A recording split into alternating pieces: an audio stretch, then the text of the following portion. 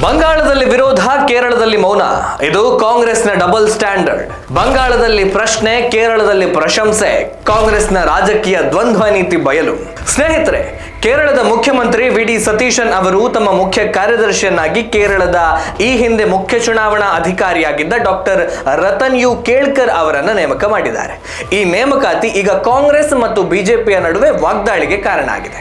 ಯಾಕೆ ಅಂದ್ರೆ, ಕಳೆದ ಮೇ 12ರಂದು ಪಶ್ಚಿಮ ಬಂಗಾಳದ ಬಿಜೆಪಿ ಸರ್ಕಾರ ಅಲ್ಲಿ ಮುಖ್ಯ ಚುನಾವಣಾ ಆಯುಕ್ತರಾಗಿದ್ದ ಮನೋಜ್ ಕುಮಾರ್ ಅಗರ್ವಾಲ್ ಅವರನ್ನ ರಾಜ್ಯದ ಮುಖ್ಯ ಕಾರ್ಯದರ್ಶಿಯನ್ನಾಗಿ ನೇಮಕ ಮಾಡಿತ್ತು. ಈ ನೇಮಕದ ಆದೇಶ ಹೊರಬೀಳುತ್ತಾ ಇದ್ದ ಹಾಗೆ ವಿರೋಧ ಪಕ್ಷಗಳೆಲ್ಲವೂ ಕೂಡ ಸರ್ಕಾರದ ವಿರುದ್ಧ ಮುಗಿಬಿದ್ದು, ಅದರ ಜೊತೆಗೆ ಈ ದೇಶದಲ್ಲಿ ಸೋಕಾಲ್ಡ್ ಪ್ರಗತಿಪರ ಚಿಂತಕರು ಅಂತ ಕರೆಸಿಕೊಳ್ಳುವ ಲಿಬರಲ್ಗಳು ಕೂಡ ಟ್ವೀಟ್ ಮೇಲೆ ಟ್ವೀಟ್ ಮಾಡಿದರು.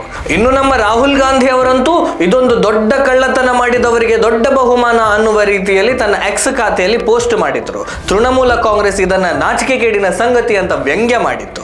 ಸೋಕಾಲ್ಡ್ ಲಿಬರಲ್ಗಳು ಕೂಡ ಈ ನೇಮಕಾತಿಯ ವಿರುದ್ಧ ಟೀಕೆಯನ್ನ ಮಾಡಿದರು. ಇದಾದ 12 ದಿನಗಳ ನಂತರ ಕೇರಳದಲ್ಲಿ ಹೊಸದಾಗಿ ಅಸ್ತಿತ್ವಕ್ಕೆ ಬಂದಂತಹ ಸರ್ಕಾರ ಕೂಡ ಇದೇ ರೀತಿಯ ನೇಮಕಾತಿಯನ್ನ ಮಾಡಿತ್ತು.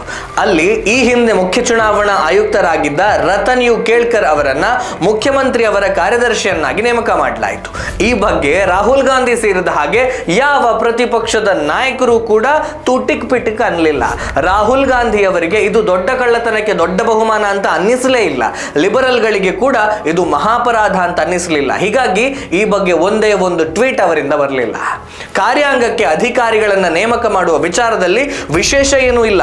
ರಾಜ್ಯದ ಮುಖ್ಯಮಂತ್ರಿಗಳು ತಮಗೆ ಬೇಕಾದ ಅಧಿಕಾರಿಯನ್ನ ಕಾರ್ಯಾಂಗ ವ್ಯವಸ್ಥೆಗೆ ನೇಮಕ ಮಾಡಿಕೊಳ್ಳುವುದು ಇದೇ ಮೊದಲ ಬಾರಿ ಕೂಡ ಅಲ್ಲ. ಈ ಹಿಂದೆಯೂ ಅನೇಕ ರಾಜ್ಯಗಳಲ್ಲಿ ಉತ್ತಮ ಕೆಲಸ ಮಾಡಿದ ಅಧಿಕಾರಿಗಳನ್ನ ರಾಜ್ಯದ ಕಾರ್ಯಾಂಗ ವ್ಯವಸ್ಥೆಗೆ ನೇಮಕ ಮಾಡಿದಂತಹ ನಿದರ್ಶನಗಳು ಕೂಡ ತುಂಬಾ ಇದೆ. ಇದರಲ್ಲಿ ಟೀಕೆ ಮಾಡಬೇಕಾದ ಅಂಶಗಳು ಏನೂ ಇಲ್ಲ. ಹೀಗಾಗಿ ಇಲ್ಲಿ ಪ್ರಶ್ನೆ ಉದ್ಭವಿಸುವಂತದ್ದು ಒಂದು ರಾಜ್ಯದ ಬಗ್ಗೆ ಅಲ್ಲ, ಟೀಕಿಸುವ ಮನಸ್ಥಿತಿಗಳ ಬಗ್ಗೆ. ಒಂದೇ ರೀತಿಯ ಘಟನೆ ಪಶ್ಚಿಮ ಬಂಗಾಳದಲ್ಲಿ ನಡೆದಾಗ ಪ್ರಜಾಪ್ರಭುತ್ವ ಅಪಾಯದಲ್ಲಿದೆ ಅಂತ ಗೊಬ್ಬೆ ಹೊಡೆದವರು ಕೇರಳದಲ್ಲಿ ಅದೇ ವಿಷಯ ನಡೆದಾಗ ಯಾಕೆ ಮೌನ ಅನ್ನುವಂತಹ ಪ್ರಶ್ನೆ ಜನರಲ್ಲಿ ಹುಟ್ಟುವಂಥದ್ದು ಸಹಜ ಅಲ್ವಾ? ಪಶ್ಚಿಮ ಬಂಗಾಳದ ನೇಮಕಾತಿಯನ್ನ ಪ್ರತಿಪಕ್ಷಗಳು ಟೀಕಿಸದೆ ಇದು ಕಾರ್ಯಾಂಗದ ಪ್ರಕ್ರಿಯೆ ಅಂತ ಅಂದುಕೊಂಡಿದ್ರೆ ಇವತ್ತು ಕೇರಳದ ನೇಮಕಾತಿಯನ್ನ ಯಾರೂ ಕೂಡ ಪ್ರಶ್ನೆ ಮಾಡುತ್ತಲೇ ಇರಲಿಲ್ಲ. ರಾಹುಲ್ ಗಾಂಧಿ ಅವರನ್ನ ಡಬಲ್ ಸ್ಟ್ಯಾಂಡರ್ಡ್ ವ್ಯಕ್ತಿ ಅಂತ ಕರೀತಾ ಕೂಡ ಇರಲಿಲ್ಲ.